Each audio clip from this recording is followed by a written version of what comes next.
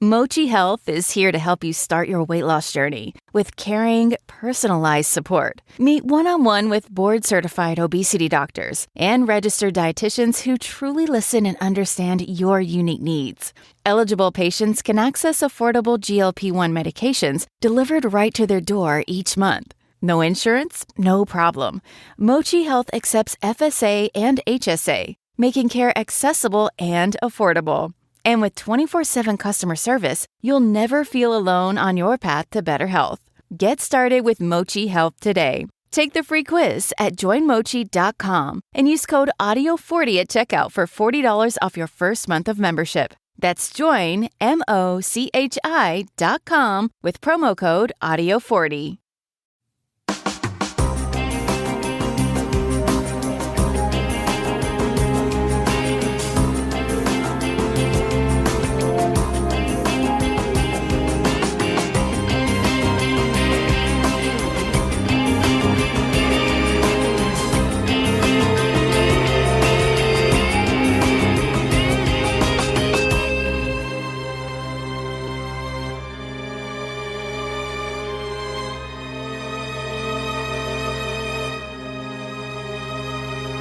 Hello, everyone, and welcome to episode 221 of the True Crime All the Time Unsolved podcast. I'm Mike Ferguson, and with me, as always, is my partner in true crime, Mike Gibson. Gibby, what's going on with you, brother? Hey, man, I'm doing good. How about you? Doing real well. Good. Kind of got a little heat wave going here. Yeah.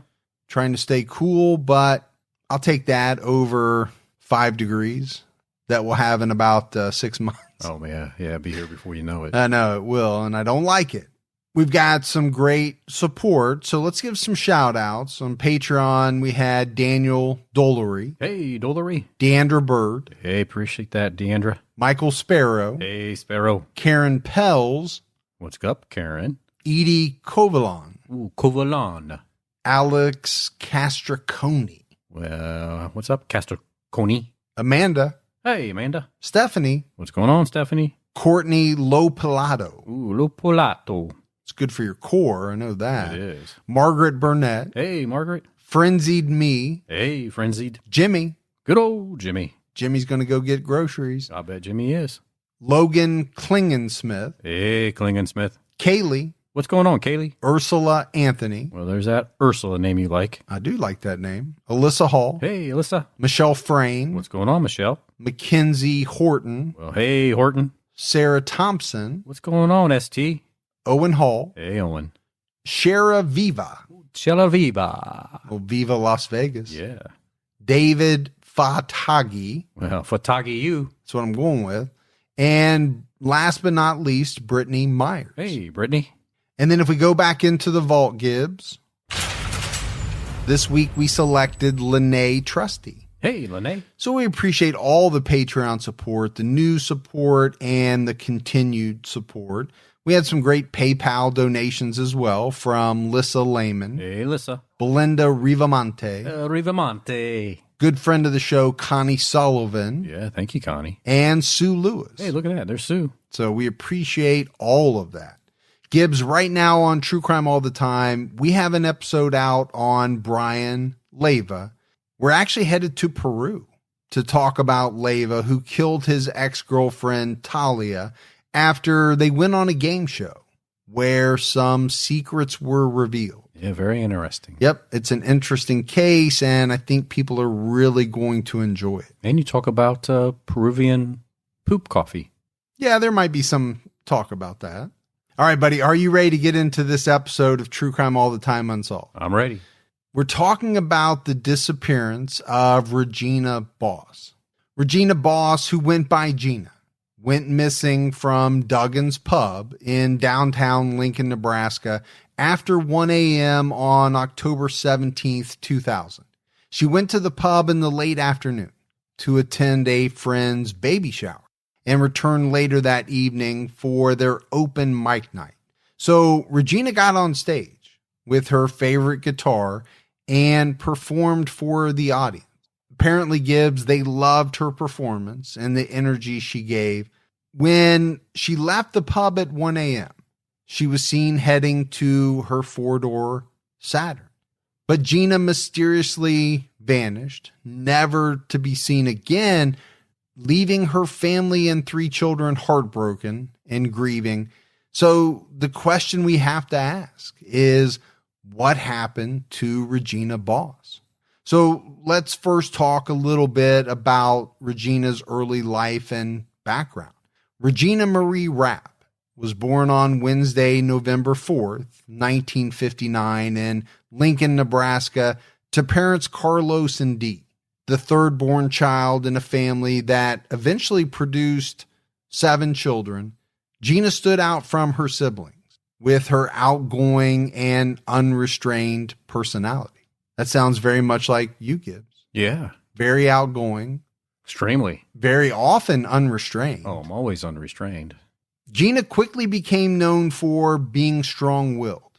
Friends and family playfully described her as calm, stubborn, and hard-headed, descriptors that I think she kind of wore like a badge of honor. Very proud of those. And to be honest with you, a lot of those things are said about me.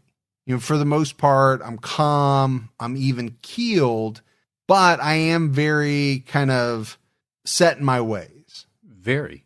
And I can be hard-headed, I can be stubborn. When I know I'm right, yeah, I won't let go. No, you will not. And sometimes that can be a bad thing. Sometimes it's a good thing. When it comes to relationships, it's not always a good thing. Sometimes you just have to give in. You do. You have to, choose your battles, right? Yeah, and I just choose every one. Yeah. It's hard.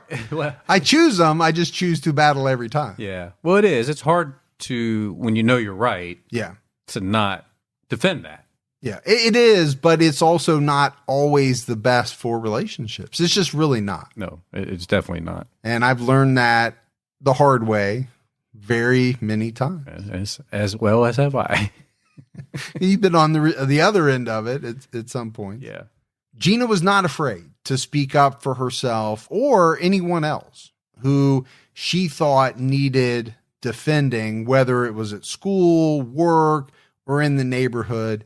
As Gina's older sister, Janelle, explained to the Lincoln Star-Journal, there was not much money to go around in a house with 7 kids, but they found a way to have fun with music, which was a family endeavor. A family that sings together, whatever the saying is. Stays together? Yeah. Yeah. I'm thinking of that, again, I know I brought it up on a different episode, but Step Brothers. Oh, yeah. One of my favorites. When they do that sing-along in the car on their way to the dinner, it cracks me up every time. I think you actually brought it up on Patreon. Did I? This week. Yeah. I think. I don't know. You and I do so many things, it's hard to remember where we talk about what. So a house with 7 kids. Yeah. It's a lot of mouths to feed. It is. If you're barely scraping by, it's tough. It's tough. You have to find ways, I think, in those situations where you can have fun as a family that doesn't include, going to the movies. Right. You're probably not going to be able very often to take 7 kids to the movies and buy them popcorn, and candy. It's just not going to happen. No, it's not feasible. Now, in the old days, when we had a bunch of drive-ins, there you go, right? 3 kids in the trunk, the rest of them in the back seat, and we're only going to pay for so many of them. That's right. I know a lot of us did that. Bring your own popcorn. And bring your own popcorn and your own generic candy, and let's go. And your big K soda. And some Shasta. Or Shasta. Their father, Carlos, was a preacher who often filled in at churches in the area, and he brought along all the kids who sang gospel. Their grandfather played the violin, and their grandmother played the piano. So no doubt this was a very musically inclined family. I mean, for generations. Oh, yeah. They all were into either singing, playing music, doing both. Had some talent there. Yeah, and probably pretty talented. It was common for the 3 generations to play and sing anything and everything. I mean, all the way from, let's say a gospel hymn to pop songs that were out on the radio. Yeah. It always amazes me when I get here, we have dinner together, and then you guys always want to do your after dinner singing. Family sing along. Yeah. Yeah. We got a little Partridge, Brady Bunch type skit that we like to put on for you. Yeah, it goes really well. Yeah. As a primer to getting into the episode, kind of get everyone amped up. Yeah, get our vocal cords ready to record. Mm-hmm. Yeah. I don't know why my wife insists on us wearing the 1970s bell bottoms, and the wide collar shirts. It kind of does add to the ambiance, but it takes more time to put on. I always thought it was kind of cool. Yeah, that's all right. Gina had a strong creative focus, and she participated in sculpting. She did some clothing design, painting, and hairstyling. So Gibbs, I think as we're talking about Gina, there's one common theme that kind of stands out. Sure. Very talented. Yep. Singing, instruments, but also a bunch of other interests that kind of went along the lines of creativity. So just a very creative person, I think. It seemed as though she had the ability to create amazing works of art, no matter what medium she chose. And I think there's a gift in that, right? Some people can paint, some people can sculpt, some people can do it all. And they can just create something out of any type of medium that they choose to work with. And she was able to do that, and she did her sister's hairs. All of them. All of them. Yeah. So that's not easy. I've seen how these hairdos look sometimes for prom and different events. I mean, I don't know how these girls do that. It looks like hours of preparation to put your hair like that. Well, and it's usually very expensive, and that's maybe why she was doing it. Sure. Yeah. They may not have had the money to go somewhere, to go to a salon. So what do? Well, you find creative ways. Yeah. And we'll do each other's hair. Or, the other thing was that she made a lot of their clothes and costumes. Yeah. So she got really good at stitching and sewing and all of that. And you got to have an eye for that, that design and just the know-how. Yeah. Gina attended Northeast High School, where her siblings all attended. She graduated in 1978. And I think she was unsure what she wanted to do with her future, as a lot of kids are at that age. I mean, who really knows at, let's say, 18, exactly what you want to do? There are some people. Doogie Howser is one that comes to mind.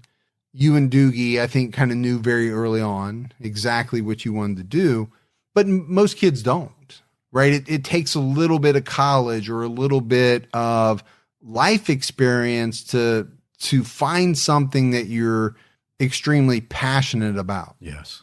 And sometimes it changes. Oh, it changes. Can change frequently. And can change very quickly.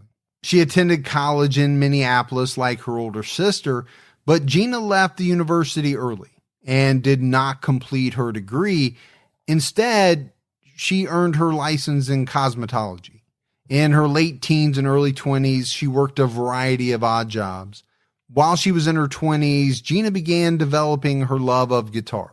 And I think, Gibbs, it was pretty rare for her to be seen without it, to the point that it became a running joke within the family.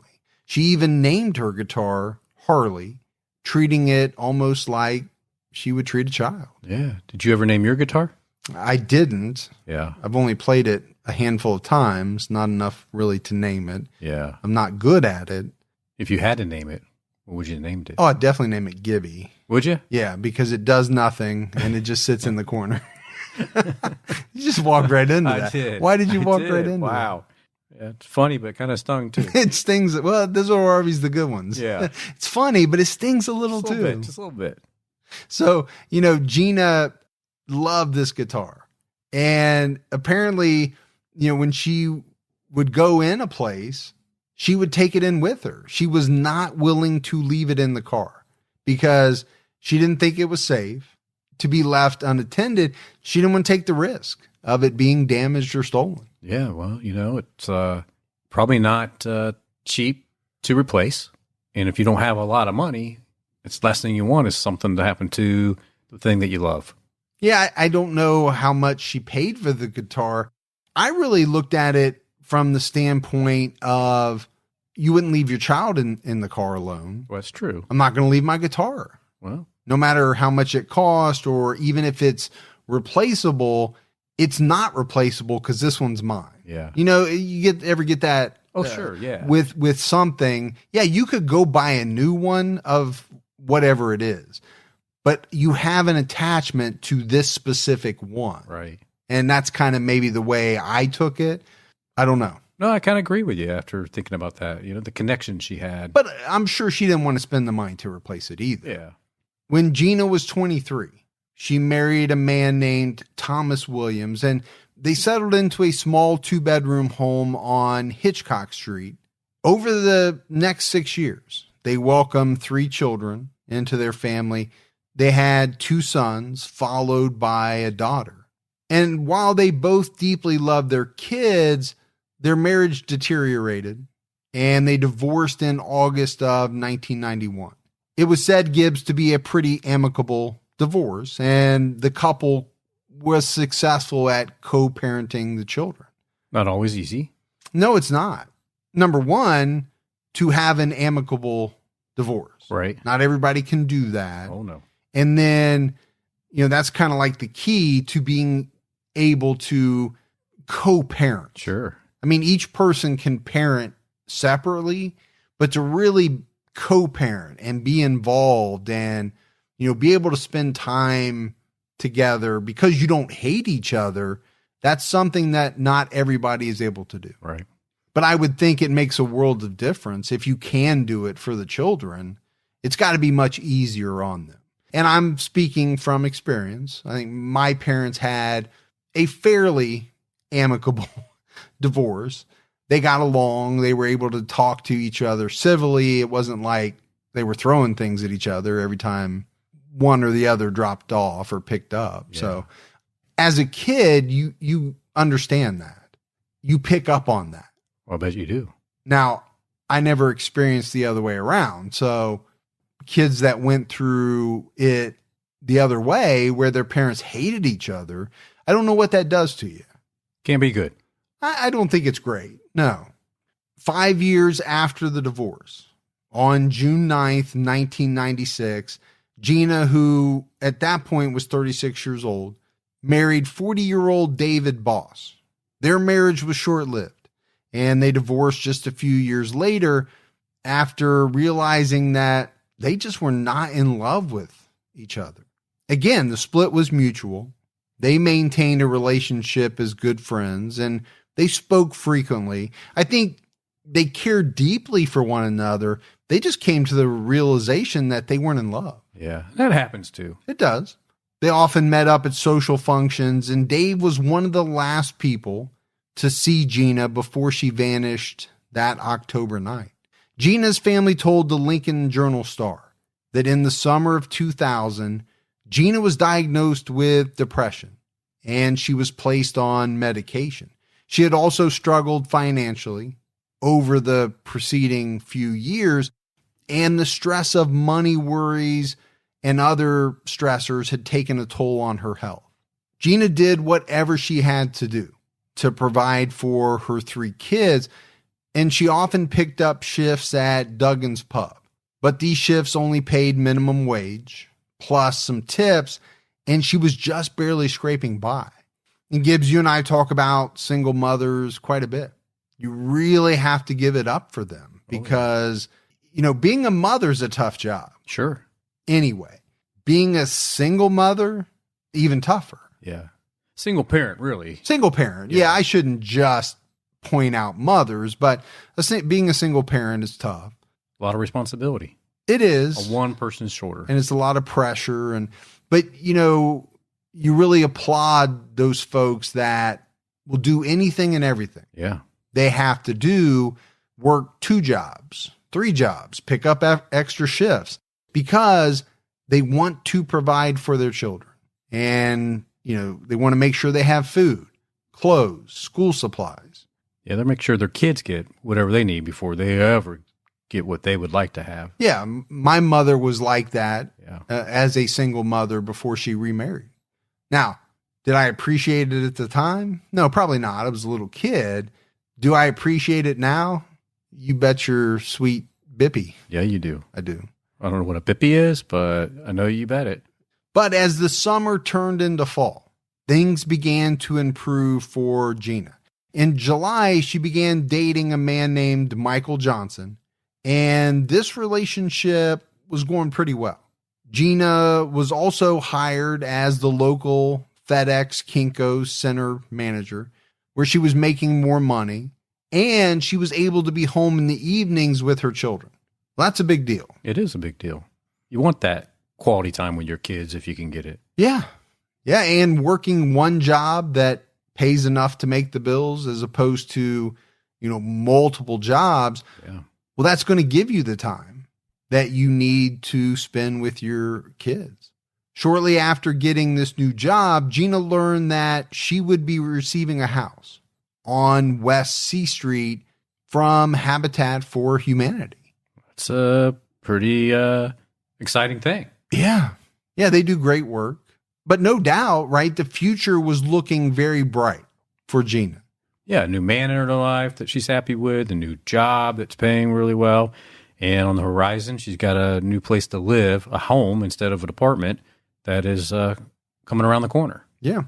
On October 16th, 2000, after Gina attended her friend's baby shower at Duggans pub that afternoon, she returned home to tuck in her 3 children for the night.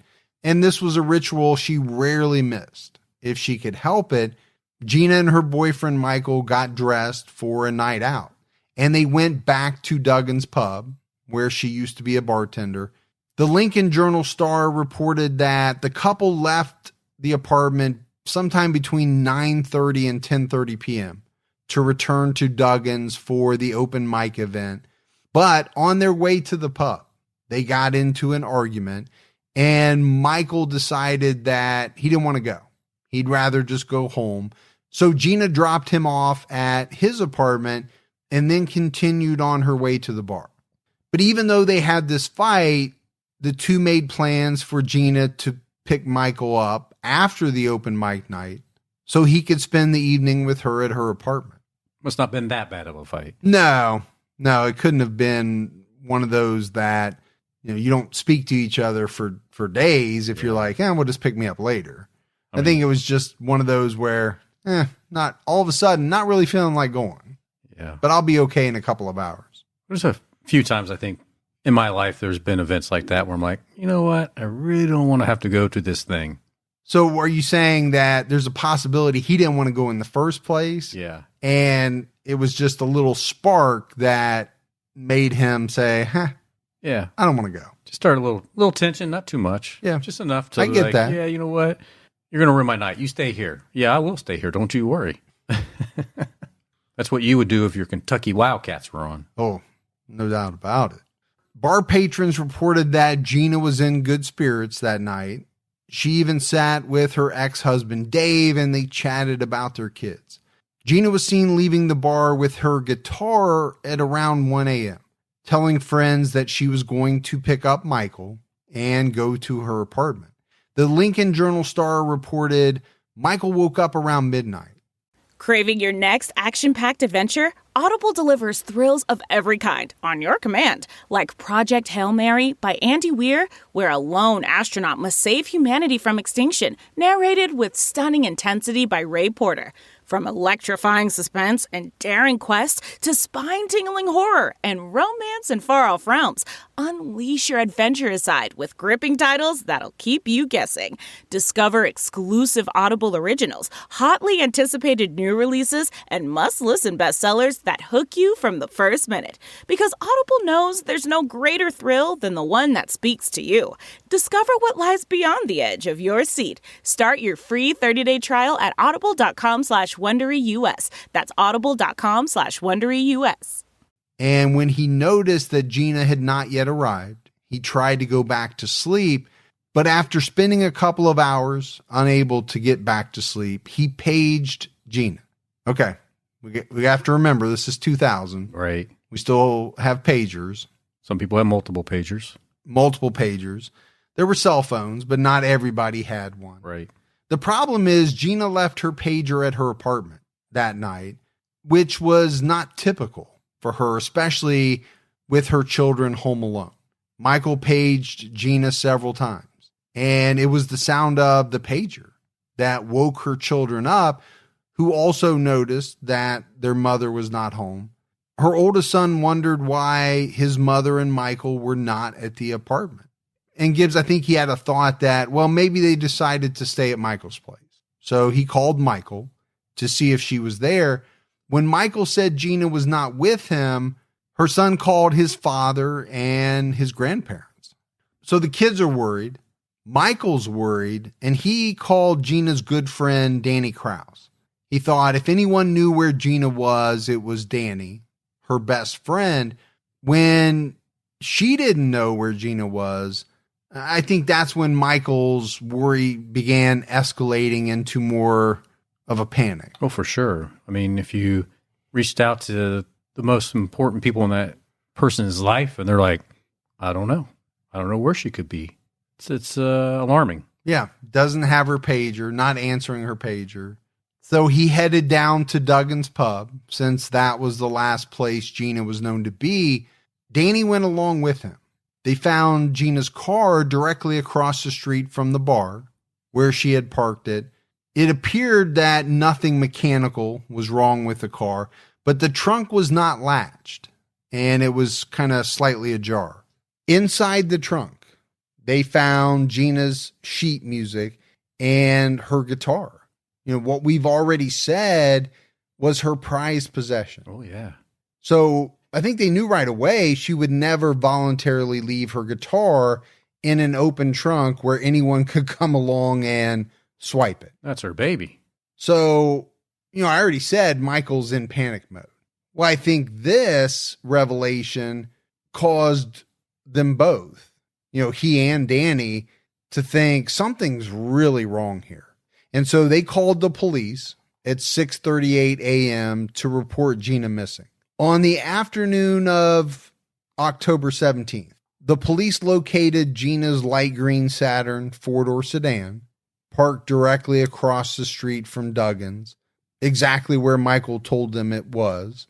So probably not very hard for them to locate it.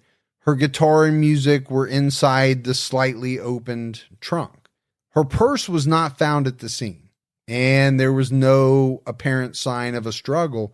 Police couldn't find any evidence regarding Gina's whereabouts or what had happened to her after leaving the pub shortly after 1 a.m. Investigators spoke with several people who were at the pub that night. According to them, Gina was in a great mood, and she was chatting with a lot of different people. Her best friend Danny told the local paper that night was the happiest she had seen Gina in a long time. Yeah, I mean, we just said she had a new job. New boyfriend. Yeah, and found out that she was going to eventually get a house. Yeah. So I can see where, things have turned the corner for her. She's in a good mood. She's in a good place. Gina's ex-husband told the local paper that Gina seemed happy, and he felt like things were getting better for her and their children. Her ex-husband left the bar somewhere between 10 and 11 p.m. Gina took the stage and sung a few songs. Again, the crowd loved her. After her performance, she sang backup for a band with some members with whom she was friends. Gina stayed until closing time, around 1 a.m., and then she headed to her Saturn sedan parked across the street from the pub. So Gibbs, by the time Michael called police at 6:38 a.m., Gina had not been seen for 5.5 hours. It's a long period of time. It is. When someone's missing, it really is. But the good news is that police took her missing report seriously. You had a mother of 3 young children who, from everyone, was reportedly very happy. This is not the type of person who would just voluntarily disappear. Right. Not her character. Police suspected foul play, but they didn't have any evidence. They didn't know who or why. The police later on October 17th, brought in some cadaver dogs to search in and around her car and the pub. But the dogs didn't hit on anything that could be used to assist the police. The police, family, friends, and some locals also searched that area of Lincoln for any signs of Gina, but Gina was nowhere to be found. She wasn't, in the proximity of her car or the bar or even that part of the city of Lincoln. So you can imagine her family, her friends, the concern they had to have after all this, and still nothing. Yeah, I mean, obviously it was not ideal for them to figure out that she was missing 5.5 hours after she was last seen. But it does seem as though everybody kind of jumped in very quickly. Yeah. The police, her friends, her family, they just couldn't find anything. The Lincoln Journal-Star reported that the bar had a surveillance system, but it wasn't operational on the night that Gina went missing. Well, that's... You hate to hear that, You do, but I think back to around the year 2000, surveillance systems, they were in play. Yeah. But they were in no way as sophisticated as they are today at most places. I think most places were still probably using VCR tapes. So if you didn't change the tape, if you didn't do everything just right, you had no surveillance system, basically. So it's just that easy, right? I mean, Yeah. If you forgot to change your tape, you're down. Yeah, and now everything's either digitally recorded on some massive hard drive or it's uploaded automatically to the cloud. Yeah. So there's a lot less things that can go wrong. The picture is also much better. So, obviously it's 20 years. Right. Things get much better over a span of 20 years. Gibbs, I imagine that a lot of places back then were still using the dummy camera. You remember that? Oh, yeah. It looked like a camera, but it wasn't connected to anything. No, but I think it was enough to make people think twice before they did something. Yeah, it was kind of a scarecrow tactic, right? I think of it as a scarecrow. Bar patrons recalled seeing Gina standing by the exit of the pub. One witness saw her walking towards her car with her guitar in hand and didn't recall hearing anything out of the ordinary. No screams, no type of fighting, nothing like that. Pub owner Jack Gross later said she was one lane away. He didn't hear any screams. He didn't hear anything. Police interviewed several other patrons who were still at the bar at 1 a.m. who said they didn't hear any screams either. The police also interviewed the band that had performed that night. Around 1 a.m., they were going in and out of the pub, loading their equipment. They didn't see anything, and they didn't hear anything out of the ordinary either. So I think at this point, Gibbs, after talking to so many different people who were in and around the bar that night, investigators were baffled. Yeah, I can see that because no screams, nobody saw anything. So how does somebody like Gina disappear basically within 30 feet of the bar without anybody witnessing anything? Yeah, and where people were known to have been moving in and out of the bar, right? It's not like every single person was inside the bar and maybe the music was loud and so that's why they couldn't hear. Right. There were obviously a number of people who were outside of the bar around the time that Gina most likely disappeared. Yeah. They would have probably been able to hear a scream from just across the street. Sure. The forensic team processed Gina's car, but they didn't find anything of evidentiary value.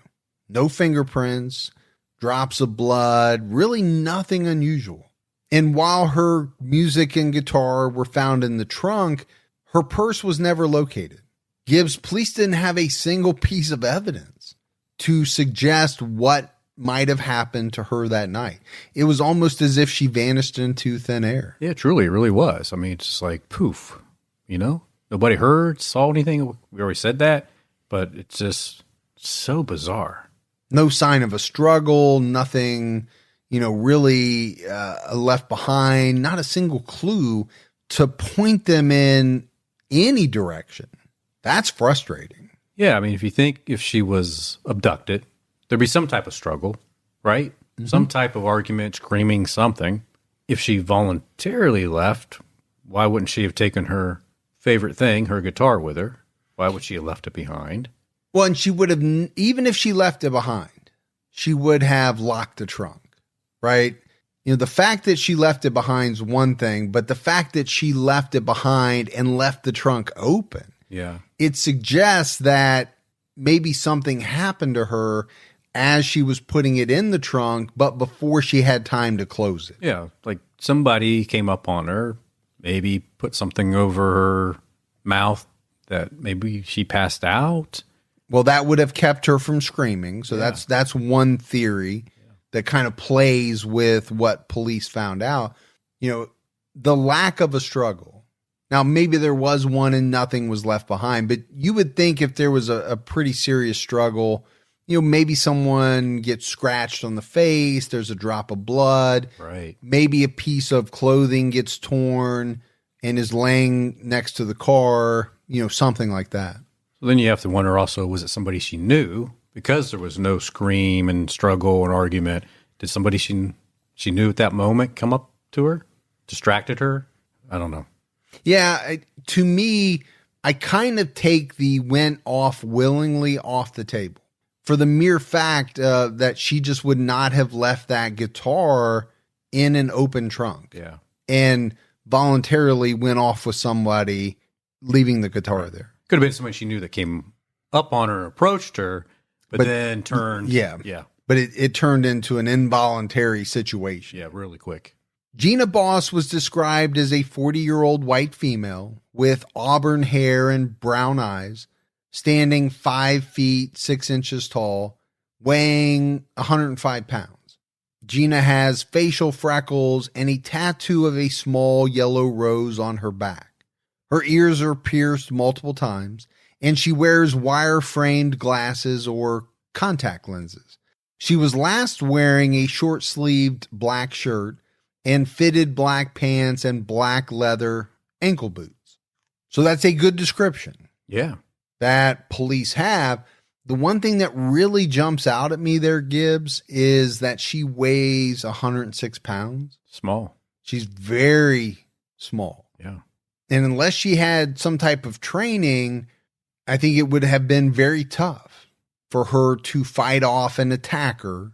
Let's say a male who weighed 200, 220, 240 pounds, double her weight. Not saying it's impossible. No. Not easy. Especially if you're taken from behind. Gina's family began trying to get her face and story out to the public using any avenue possible. They put up over 10,000 flyers with Gina's photo, details, and description all over the city. They printed t-shirts with Gina's photo on it, selling them to raise money for a reward fund, which is really smart. Yeah, it really is. That's not something that I've heard of in a lot of cases that we do. We talk a lot about reward funds, where the money comes from, how to get the money. Now they're trying to generate it. Yeah. And I think that's a very smart idea. And they're definitely on it. I mean, they're doing everything that they can do, that they have control over, to try to find where their loved one's at. Well, and I think that's the takeaway here.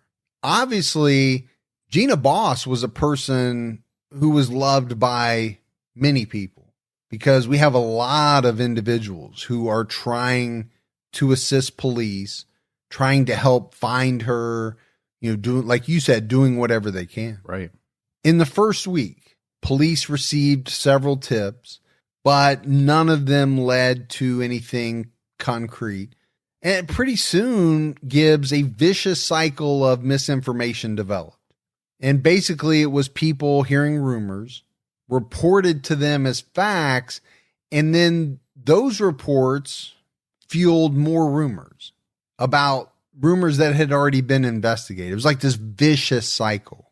Which is terrible, really. It is terrible because it wastes the police time, right? If they have to reinvestigate investigate something again, that's valuable time that they could have been doing something else. Because the rumor keeps coming up Yes. over and over and maybe changes a little bit, but it's not fact. It's more of a game of telephone. Exactly. There was a rumor floated around that said Gina was with a person who gave her drugs and she overdosed on these drugs. And then this person she was with disposed of her body. Another rumor claimed she had become hooked on methamphetamine and was living on the streets. But I think the most outlandish rumors centered around Mexican drug cartels who killed Gina because she had seen something she was not meant to see. But what made these claims so bizarre was that Gina had never been involved with street drugs. Right. She wasn't living on the street. You know, some of this stuff was just not true. So random. She was on medication for depression, and she knew better than to mix those medicines with illicit drugs. As you would expect, police focused in on those closest to Gina, including her 2 ex-husbands and her current boyfriend, Michael. Now, we don't have a lot of the details around those investigations. They haven't been officially released. But what I will say is none of those people have ever been listed as a person of interest in Gina's case. So that says a lot for them. I think it tells you something that the police investigated them.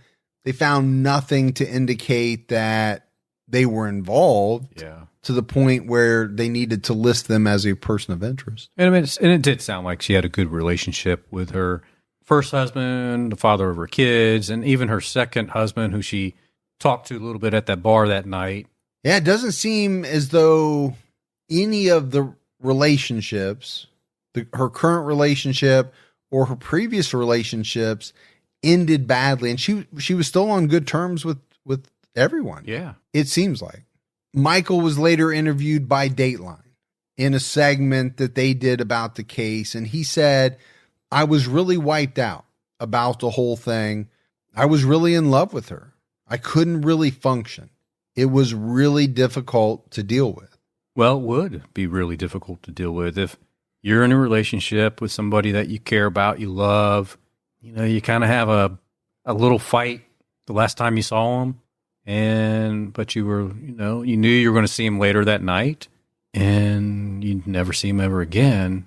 It'd be difficult, be rough. Yeah, I think it would weigh on you. Sure. The little tiff would weigh on you. Yeah. And the fact that maybe you weren't there to protect her when you most likely would have been had you not had the fight and chosen to go back home. Exactly. Now, he didn't do anything wrong, but that's still going to probably eat you up. Yeah, it's going to weigh on you.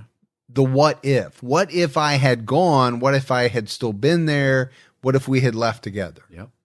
The community of Lincoln rallied around Gina's family. They showed a lot of support. They held fundraisers. They continued putting up flyers. And Gibbs, this is where this week's episode collides with our episode from last week on Tina McMiniman.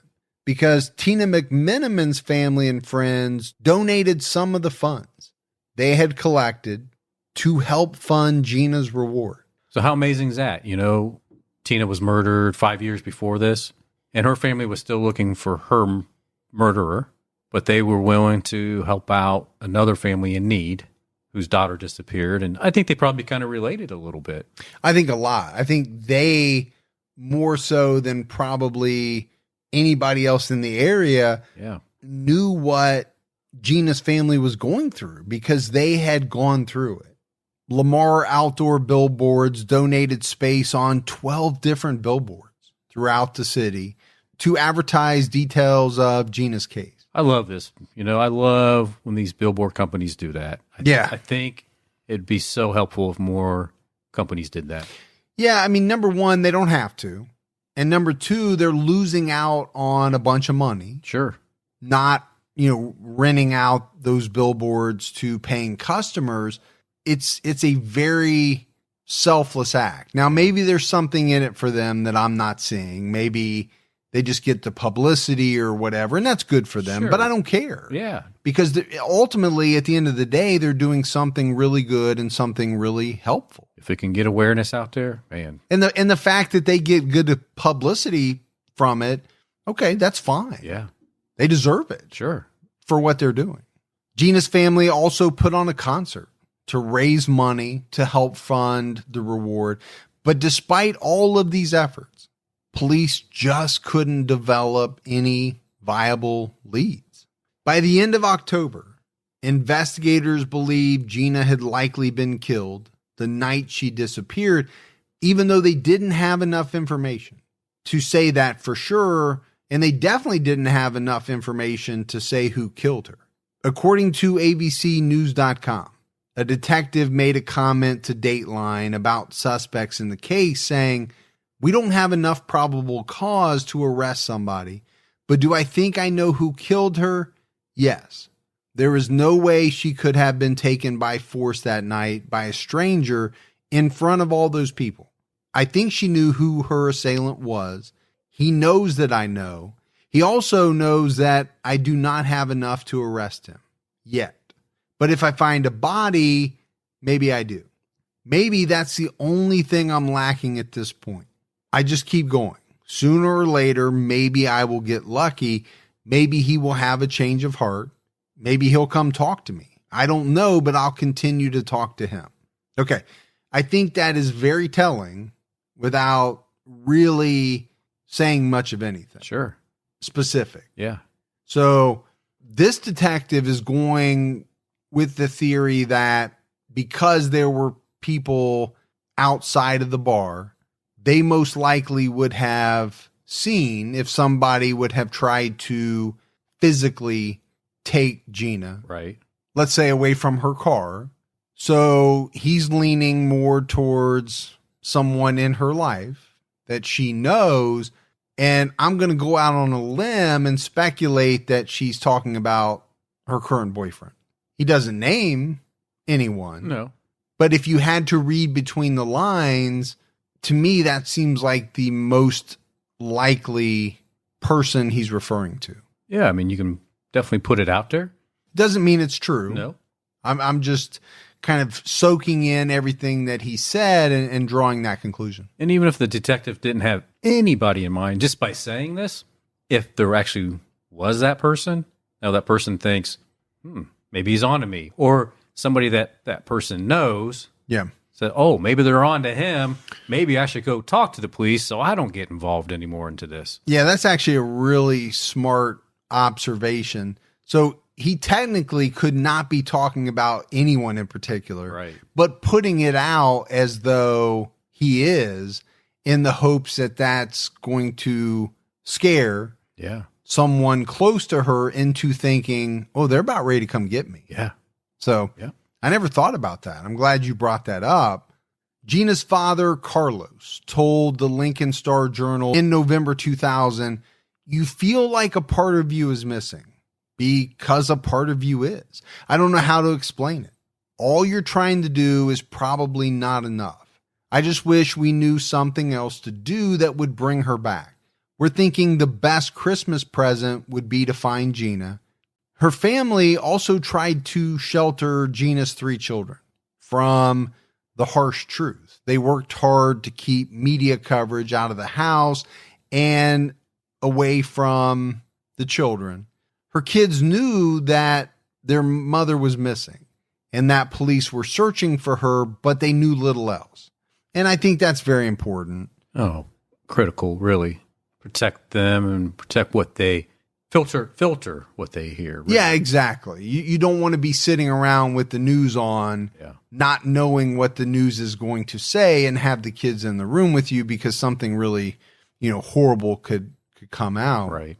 Over the course of the next year, 2001, Gina's family kept working hard to keep her name in the spotlight, although stories about her were being featured less and less as time went on. And I think this is what we see in many cases.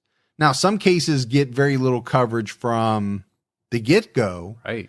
But even those that, are picked up by the media, there's only so many stories that they can run because unfortunately there's a lot of bad stuff happening. Exactly. So there's other stories to cover. And this story is going to, be pushed a little bit down the ladder to cover more current stories. I mean, it's just how things work. It's sad, but it's true. Yeah, it's sad, but it's true. Her family tried to get Gina's case featured on Unsolved Mysteries, but producers turned them down, saying there was not enough information to build a segment. And that I understand. We talked about it before. Getting on Unsolved Mysteries, getting on Dateline, and all of these different shows, it's huge. It is. In generating tips and getting the word out. But if you're a producer, and this is very much like what you and I go through in trying to pick cases. There are some very worthy cases to be told. Sure. But when you start investigating them, you start researching them, there's just not enough information out there to do an entire episode. And that is sad because that means it just wasn't covered. Yeah. And it is sad, really sad when you think about it. You wish that there was a way for these big television shows to feature the lesser known, where cases have less information, just to get them out there, just to have a little bit of airtime. Yeah, no, I get it. But, what are you going to say? How are you going to make an episode? Yeah. I mean, at the end of the day, shows are created to sell advertising. Right. Just plain and simple. Yeah. I mean, do they do a service? Yeah, sure. Unsolved Mysteries, they are doing a service by getting that information out there, but that's not their sole goal. Television programs don't stay on the air if they don't get ratings. And you're not going to get ratings if you don't have compelling stories, compelling episodes. And you have, the cost of the production. So you got to cover that. So I get it. But still, you kind of wish that there was a way to get those lesser known cases spotlighted. The family approached some of the daytime talk shows, and while they got close a few times, the terrorist attacks on September 11th soon dominated the country's attention, all of the news stories. And that's unfortunate timing. Sure. Yeah. I mean, obviously the whole thing is unfortunate for the country. 9/11 was horrible, but I know there are a number of cases that we've talked about that happened in and, on or around September 11th, 2001. Yeah. And they virtually got no coverage because there was nothing else but those attacks. That was the biggest thing that happened in this country probably since the assassination of John F. Kennedy. Yeah. Yeah, you're right. Maybe the OJ trials. Yeah, there's some other things. Watergate was big. OJ was obviously big, but on that scale, you're right. But Probably nothing JFK. Nothing that captured everyone's attention. Yeah. Police continued to investigate the case. By 2005, they had compiled more than 700 reports detailing all the tips and leads that they had received and worked on. They also traveled to nearby states investigating similar crimes. More than 20 psychics called in with tips. But, from what I got, Gibbs, their information was vague. And it was the type of information that could have applied to just about any missing persons case. That's how vague it was. Yeah, just not that good. No, there just wasn't anything specific that they could go on. Gina's sister started the organization 411 Gina, which over the years has contributed to the searches for hundreds of missing persons. And in some cases, their efforts resulted in those people being located. And this is something that we don't always touch on, but unbelievably good things coming out of an unbelievable tragedy. Yeah. I think about John Walsh and all the great work that he's done. Does he do all of that work if his son Adam does not go missing and is killed? Yeah, most likely not. Probably not. You think about the guy that founded EquiSearch. I think that too came out of losing a child. Right. So you hate that these things happen, but there are some amazing things that come out of or born out of some of these tragedies. Yeah. Yeah. And we've covered several of them. Yeah. In episodes.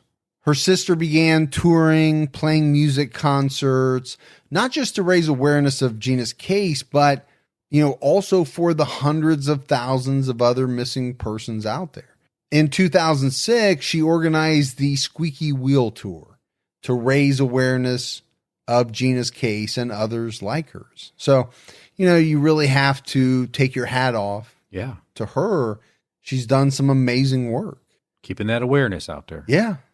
But again, not just for Gina. She's expanded that to help countless numbers of other missing persons and the families of other missing persons. Right. That's really very heartwarming. And Gibbs, I think Gina's family knows that the odds are slim in finding her alive. Obviously, it's been over 20 years. But they also know that someone out there knows exactly what happened to her. And it might take years before someone comes forward. In 2009, the family marked what would have been Gina's 50th birthday. They performed a concert in her honor, singing and playing as they believe she would have wanted. It's amazing. Yeah, very cool. In 2015, the family held a memorial service for Gina, although they noted this did not mean they were giving up their search for her or the search to discover what happened to her. In fact, the family said they were more dedicated to finding the truth than ever. As part of the memorial, a plaque bearing the image of a sunflower was attached to a tree near where Gina's car was found. It reads, Regina Gina Rapp Williams Bos was last seen here October 17th, 2000. Okay, that gives me the chills. Yeah. A little bit. Has to, yeah. But if you think about this family, right? I mean, over 20 years now, and they are still fighting for answers. But it doesn't surprise me one bit because we talked about it up front. I do believe this was an extremely tight-knit, close family.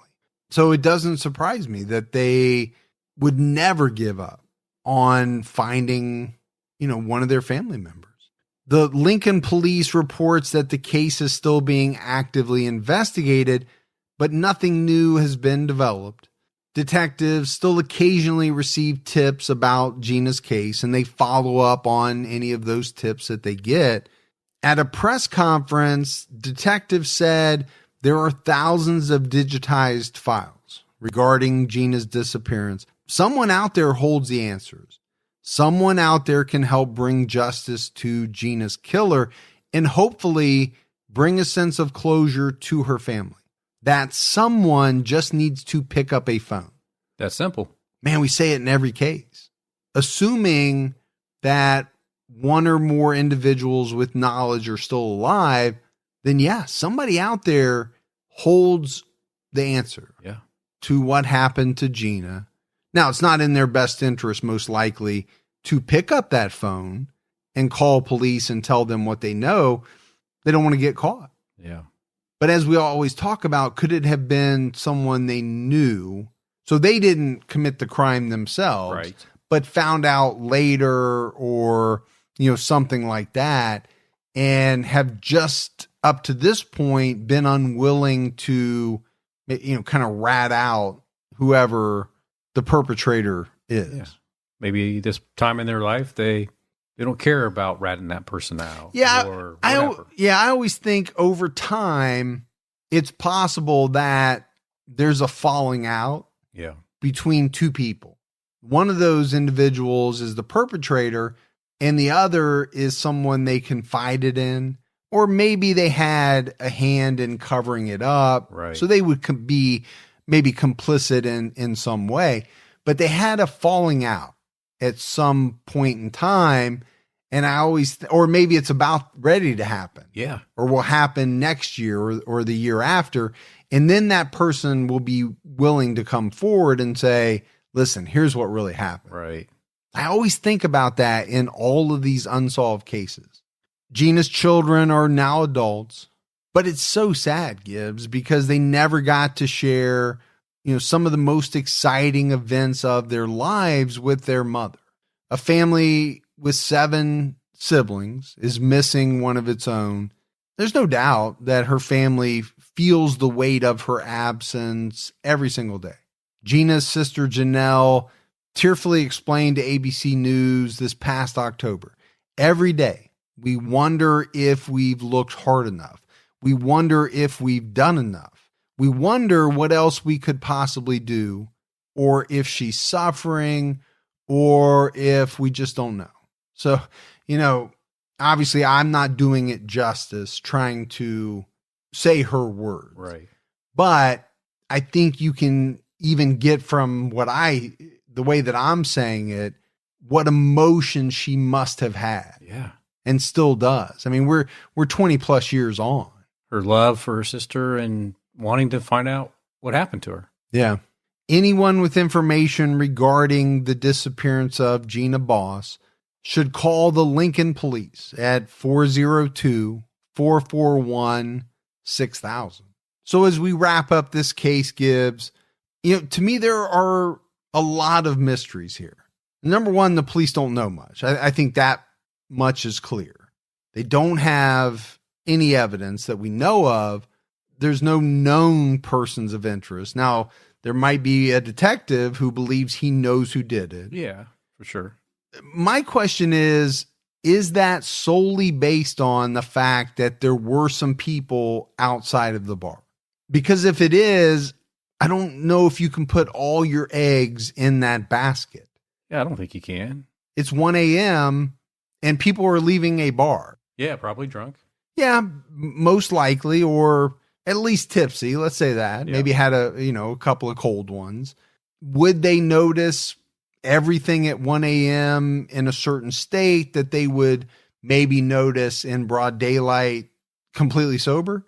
I would say not. Now, I don't know that everyone was drunk, but I think the not hearing screams is important, because that tells me that Gina was either taken by surprise in a way where she was unable to scream, or she knew her attacker. And so there was no reason to scream. And by the time something happened, it happened so quickly, it was too late for her to scream. But like you said earlier, with her only weighing 105 pounds, it wouldn't be very hard to restrain her. Not for a large male, no. Yeah. No, it wouldn't. But there are a lot of scenarios that you can go through. If you come up behind somebody, do you have chloroform on a rag? Are you able, because your hands are so big, to completely cover somebody's mouth to the point where they can't scream? And, it's dark. It's 1 a.m. Everything happens so quickly that, let's say you're inside a vehicle and you're out of there within a very short amount of time. I don't know, but to me, that's the unsolved. It's the mystery and trying to figure out the different scenarios. And then, of the characters that we know, could any of them have fit those scenarios? Now, is it possible that it's a complete stranger? Absolutely. Yeah. The detective doesn't believe it. He believes it's someone very close to Gina. Obviously, he doesn't have much of anything, at least to the point where he's able to name this person. And you have to have a lot. Well, sure. If you're going to throw that person in the mix as being either a murderer or a kidnapper. Yeah, I mean, I think everybody agrees it had to happen at the trunk, right? Because she didn't close her trunk with her prize possession. Yeah, I'm dead set on that, because let's say it was someone she knew and she was going to go with them willingly. She would not have done so while leaving that trunk wide open and her prized guitar just sitting there. It's not going to happen. If the police had something, I think they would have released it by now. Maybe not early on in the investigation, but by year 5, maybe they would push it out to see if it generated some type of lead. 10 years out, 15 years out, for sure. I can't imagine them still holding things back that could be useful by putting it out in the public. Yeah, I don't know. It's just such a mysterious case. It really is. Yeah. But that's it for our episode on Regina Bos. We got some voicemails, Gibbs. You want to check those out? Love voicemails. Hi, this is Nicole Tucker from Memphis, Tennessee, by way of Dublin from way, way, way back immigration, early 1970s to Mississippi. Anyway, I have been turned on to your podcast and been listening for about 4 weeks now. Gotten very far into the regular true crime all the time and am listening now to some of the unsolved. And I'm also newly initiated into Patreon. And I was listening to you give a shout out, and I heard my name. But however, I was so disappointed when Gibby only said, "Hey, Nicole." I wanted like a "Hey, Nicole" or something like that. But that's okay. You guys still do a fantastic job with everything you do. I don't necessarily have any new suggestions for you because there are so many good suggestions coming out of people from the Mid-South area. That'd be the Memphis area that they've already covered, and I don't want to be a repetitive person. But you guys have given me something fun and, well, fun's not the right word, but something very entertaining and informative to look forward to. And I thank you very much for that. Love you guys very much. I think you do a fantastic job with your podcast. And to keep your own time ticking. Bye. All right. Love it. Appreciate the voicemail. We do. Did you hear a little bit of something in the way of an accent there? A little bit. She had a very, very nice speaking voice. Yes. But I almost thought like I could hear a hint of it coming through, but very, very faint. Yeah. I could be totally wrong. Well, hey, Nicole, how you doing? How you doing? How you doing? Hey guys, I'm not calling to tell you that I'm Team Gibby, not calling to tell you that I love your show, not telling you to keep your head on a swivel. I'm calling for my frugal friend Gibby. Wanted to make sure that Mike paid you for your $20 on that Nina, something like that, Dirksmeyer episode.